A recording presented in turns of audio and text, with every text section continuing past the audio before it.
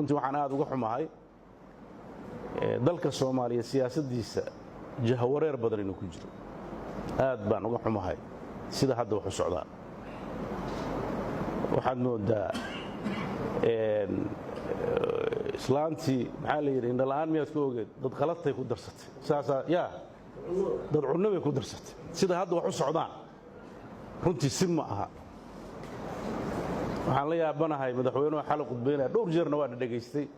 wuxuu yidhaahdaa siyaasaddu tira badnaan maahane abaabul waay abaabul taasuu ku celceliyaa war abaabulkii hore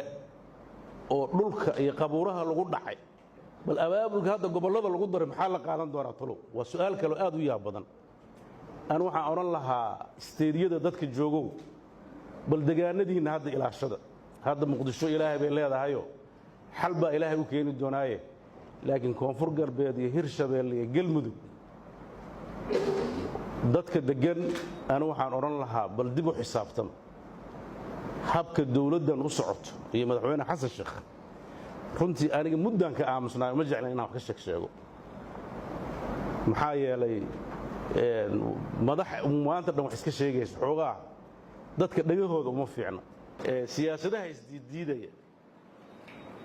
ama aragtiyaha kala duwan ee aanu kala qabno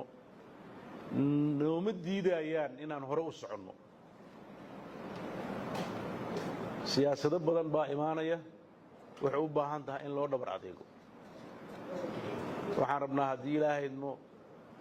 maxaa dadkeenna dantiisa ah ayaa saldhig u ah mar walba annagoo ilaalinayna danta guud ee Soomaaliya iyo midda geyiga ee guud ahaan geeska Afrika laakiin haddana miisaska siyaasadeed marka la fadhiyo mas'uuliyiinta Puntland idinkay inagu matalaan wixii aan Puntland u cuntamin macnaheedu waxa way waxaan Soomaali u cuntamin wax gaar ah oo Puntland aan gaar dadkeeda ugu doonayna male laakiin aragti siyaasadeed aan isleenahay ama Soomaali danteeda ku jirtaa weeye waxaan mar walba ka hadlayno 3 sano ka hor markaan diidanayn golaha wada tashiga qaranka dad baa nala yaabanaa laakiin golihii wada tashiga qaranka xalay waa kaas meesha aan diidanay halkaas wuxuu isu bedelay maxaa la dhahaa xisbiga cadaaladda war ilaahay xataa laga xishoon maayo ma cadaaladda haddii jirto midaan dhulkii qabuuraha la iibsan lahaa bal cadaaladda soo socota see u ekaan doontaa ya cadaaladda hadda aan aragnay midda kaleoo soo socota see u ekaan doontaa wadajirka hadda la sheegaya xaggee jooga dalkiiba waa la kala irdheeyey ya golaha soo saaray in Jubbaland la burburiyo miyaa wadajir ka shaqaynaya ya wadajir kama shaqaynaya cadaaladna kama shaqaynaya dadka Soomaaliyeed hal wareeg baa u haray oo ku saabsan dib u heshiisiinta iyo dhabka hadalka wadada hadda lagu socdo waa wada xirantay waa ka xumahay ilaa 2000 baa la soo waday inay dib ugu noqonayso tiyo kale ma maleeynin horumar baan filaayay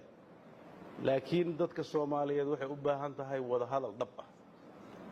markan inay bannaan ku soo wada hadasho uma baahna laakiin gudaha inay ku wada hadashaan raba insha Allah dawladda Puntland mawaaqifteeda mar dhow si cad u sheegi doonta halkana waxaan rabaa si hordhac oo kayga shakhsiga aan uga hadlo wax xalay halka ka soo baxay ayaamahan laga waday oo wax baadil ah waxay Puntland raali ka tahayna ma aha waana wax dadka Soomaaliyeed lagu marin habaabinayo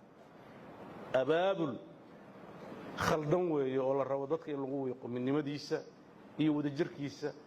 hantidiisana lagu dhaco bad iyo bariba sax ma aha dadka Soomaaliyeed wax garadka ah madaxda Soomaaliyeed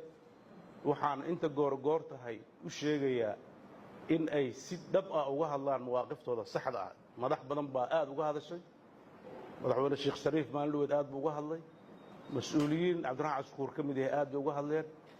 in fara badan oo kaleetana waa ay ka hadashay waxaan rabaa oon halka baaq uga dirayaa dadka Soomaaliyeed mawaaqiftooda inay bulshada Soomaaliyeed u cadeeyaan si khatarta soo socota looga hortago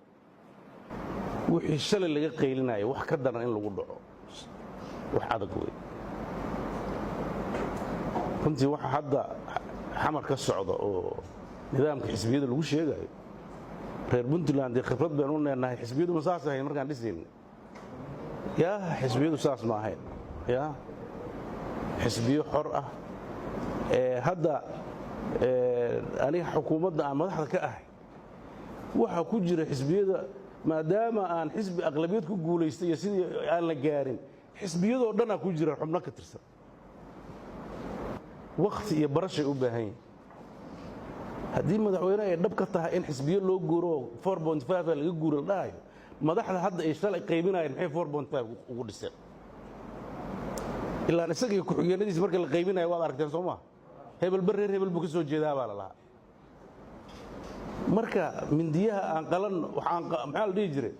waxaan qalanno mindiyahan aan qarsanno miyay soconaysaa aniga waxaan halka baaq uga dirayaa dadka Soomaaliyeed inay runta u soo dhawaadaan sida hadda wax ku socdaan si dalka Soomaaliyeed dantiisa ku jirto ma dadka Soomaaliyeedna dantooda kuma jirto inta Soomaali midaysan laga helayo oo sharci iyo nidaam ku dhisan dardaarankayga dadka Puntland waxa waaye deegaanadiin iyo dawladdiin inaa ku faracdigtaan